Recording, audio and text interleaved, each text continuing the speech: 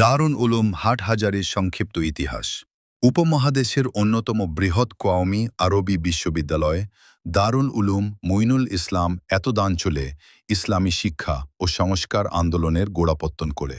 ইসলামের প্রচার প্রসারে দারুল উলুম হাটহাজারীর গৌরবোজ্জ্বল ইতিহাস অতি দীর্ঘ। তদানীন্তন ব্রিটিশ শাসনামলে এই অঞ্চলে শিক্ষা, সংস্কৃতি, সামাজিকতা, তাহজিব তামাদ্দুনের অবস্থা ছিল মুসলিম মিল্লাতের প্রতিকূলে। ঈমান, আমল, তাওহীদ, রিসালাত, শরীয়ত ও দ্বীন সম্পর্কে অধিকাংশের অজ্ঞতা ছিল সর্বজনবিদিত।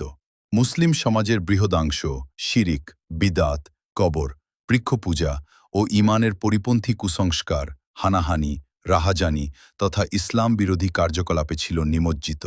মুসলমানের অধপতনের এ চরম যুগ সন্ধিক্ষণে পূর্ব বাংলার বন্দরনগরী চট্টগ্রাম জেলার কয়েকজন খ্যাতনামা উলামায়ে কিরাম ভারতের দারুল উলুম দেওবন্দ হতে উচ্চশিক্ষা লাভ করে স্বদেশে প্রত্যাবর্তন করেন।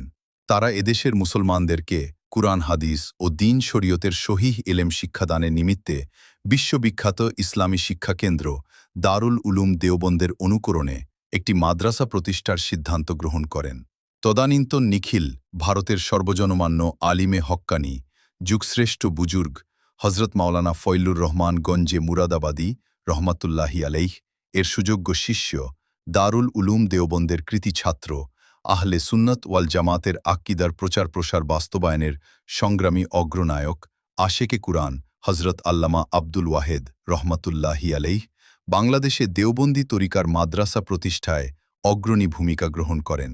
তার ঐকান্তিক প্রচেষ্টা ও সুদূর প্রসারী প্রচেষ্টার ফলে এবং হজরত মাওলানা আব্দুল হামিদ রহমাতুল্লাহি আলাইহ ও হজরত মাওলানা সুফি আজিউর রহমান রহমাতুল্লাহি আলাইহ এর সক্রিয় সহযোগিতায় এবং হাকিমুল উম্মত হজরত মাওলানা আশরাফ আলী থানভী রহমাতুল্লাহি আলাইহ এর নির্দেশে হজরত শাইখুল ইসলাম হজরত মাওলানা হাবিবুল্লাহ রাহিমাহুল্লাহ ১৩১৫ হিজরি মোতাবেক ১৮৯৭ ইংরেজি সনে চট্টগ্রাম জেলার হাটহাজারীতে ইসলামী শিক্ষাকেন্দ্র দারুল উলুম মুইনুল ইসলামের শিক্ষা কার্যক্রম শুরু করেন।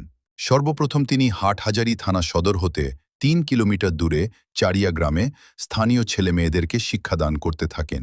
অতঃপর হজরত মাওলানা আব্দুল ওয়াহেদ রাহিমাহুল্লাহ ও হজরত মাওলানা সুফি আজিজুর রহমান রাহিমাহুল্লাহ এর পরামর্শক্রমে চারিয়া গ্রাম হতে স্থানান্তর করে হাটহাজারী বাজারের ফকির মসজিদের পার্শ্বস্থ মিঠাহাটায় আনুমানিক ১৩১৭ হিজরি মোতাবেক ১৮৯৯ ইংরেজি সনের কোন এক সময়ে নবপর্যায়ে মাদ্রাসা চালু করেন।